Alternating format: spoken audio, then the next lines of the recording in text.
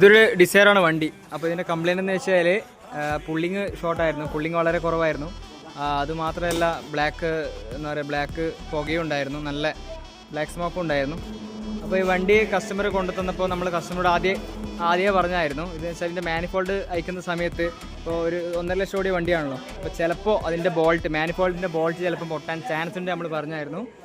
അതേപോലെ തന്നെ സംഭവിച്ചു. മാനിഫോൾഡിൻ്റെ ബോൾട്ട് പൊട്ടി, എൻജിൻ ഇറക്കി. ഇതാണ് എൻജിൻ, സ്വിഫ്റ്റിൻ്റെ എൻജിന്. പക്ഷേങ്കിൽ ആ മാനിഫോൾഡും കൂടി ചിലപ്പം പൊട്ടിപ്പോവായിരുന്നു. ഇത് നിങ്ങൾ കാണുന്നില്ലേ, ഇതിൻ്റെ അവസ്ഥ കാണുന്നില്ലേ നിങ്ങൾ? ഫുള്ള് തുരുമ്പാണ്, ഫുള്ള് തുരുമ്പാണ്, മൊത്തം തുരുമ്പാണ്.